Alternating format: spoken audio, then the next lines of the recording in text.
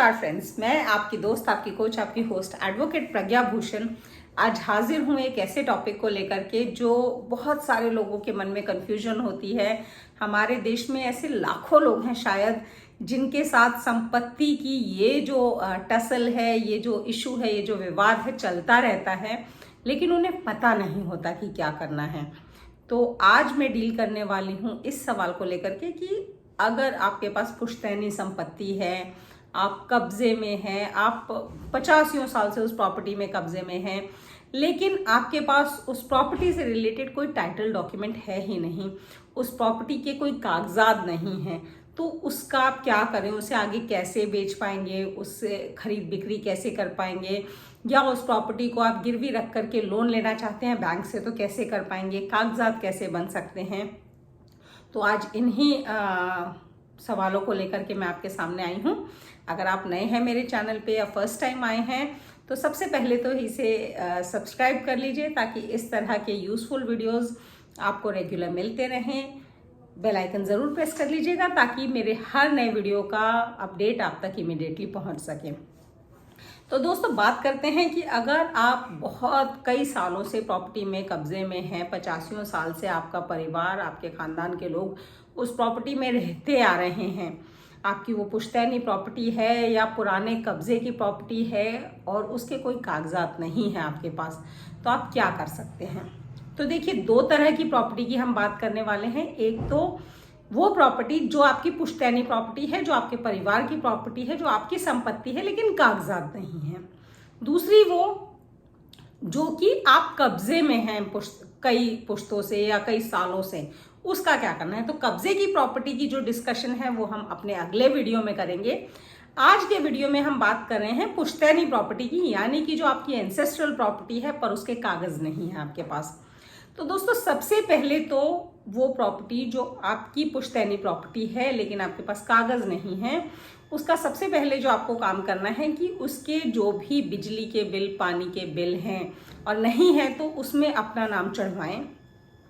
और उससे चढ़ाने के लिए जो आपको करना है, सबसे पहले उस एरिया के, अपने एरिया के तहसील ऑफिस में जाएं, वहाँ के तहसीलदार से मिलें और अपना इतने सालों का पोजीशन का प्रूफ दिखाएं कि आपके खानदान के कब्जे में थी और या आपके परदादा, दादा किसी के नाम पे थी ये प्रॉपर्टी और खसरा खतौनी में उनका नाम चढ़ा हुआ था। तो आप उनके जो भी डेथ सर्टिफिकेट है, सर्वाइविंग मेंबर सर्टिफिकेट जिसे कि हम वारिसान प्रमाण पत्र भी कहते हैं, जो जनरली आपको एसडीएम ऑफिस से अर्बन एरियाज में मिल जाता है और रूरल एरियाज में आपको ग्राम पंचायत इशू करती है, या फिर आप तहसीलदार ऑफिस से भी बनवा सकते हैं इसे।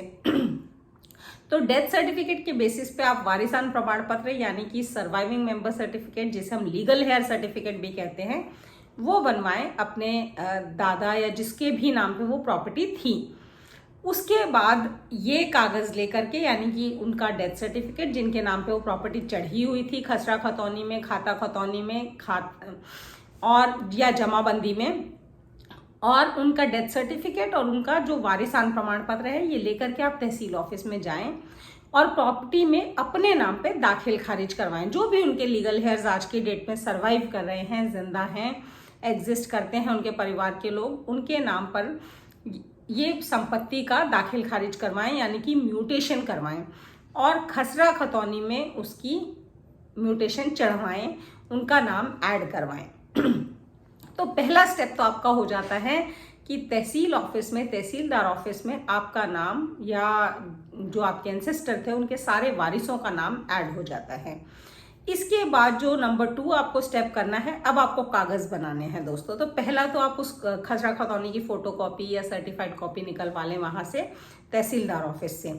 फिर वहां के पटवारी से आप एक मौका रिपोर्ट तैयार करवाएं, जिसमें कि आप अगेन तहसीलदार को एप्लीकेशन देंगे और उस एप्लीकेशन के बेसिस पे वो आपके कंसर्न पटवारी को मार्क कर देंगे एप्लीकेशन, जहाँ पे आपका जो पटवारी है वो साइट को विजिट करेगा, एक सिजरा मैप बना के देगा जगह का, या आप किसी भी नक्शा नफीस से मैप बनवा सकते हैं, प्लान, साइट प्लान बनवा सकते हैं, जिसे जो पटवारी हैं अटेस्ट करेंगे और मौका रिपोर्ट पेश करेंगे तहसीलदार के आगे कि उन्होंने मौके पे इस जगह को विजिट किया जिस पे कब्जा आपका है।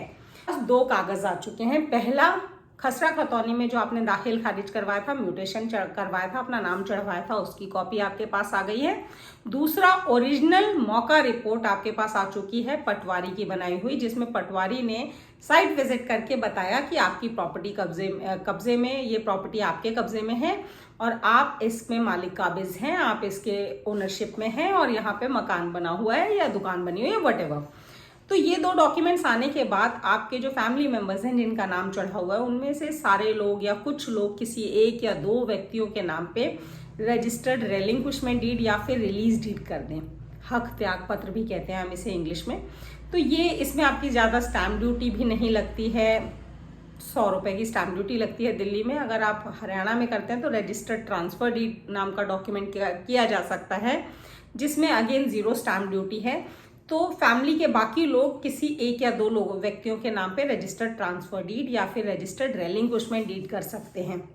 अगर आप यूपी में जाते हैं तो वहाँ पे ट्रांसफर डीड या रेलिंक्विशमेंट डीड का प्रावधान नहीं है, पर यूपी में आप गिफ्ट डीड कर सकते हैं, जिसमें अगेन सिर्फ 5,000 रुपये की स्टैम्प ड्यूटी लगती है और 1% रजिस्ट्रेशन फीस लगती है ऑन द सर्कल रेट।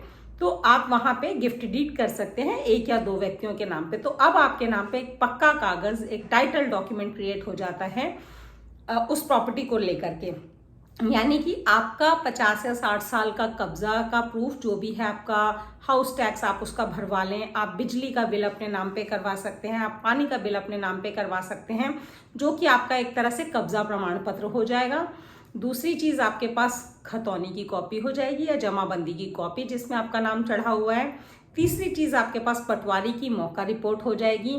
चौथी चीज़, जो आपके परिवारजनों ने किसी एक या दो व्यक्तियों के नाम पे रेलिंक्विशमेंट डीड या ट्रांसफर डीड या फिर रजिस्टर्ड गिफ्ट डीड की है, वो हो जाएगी। तो ये 4 डॉक्यूमेंट आपके पास ऑलरेडी आ चुके हैं।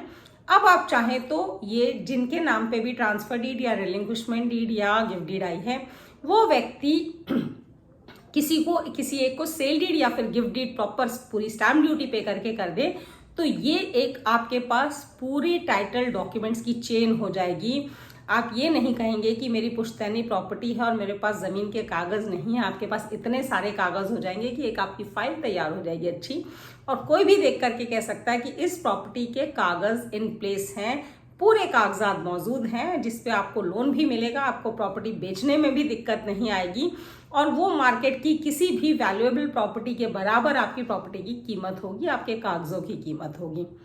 तो ये था आज का वीडियो। अगर इससे रिलेटेड आपके कोई और क्वेश्चंस हैं तो आप ज़रूर पूछ सकते हैं।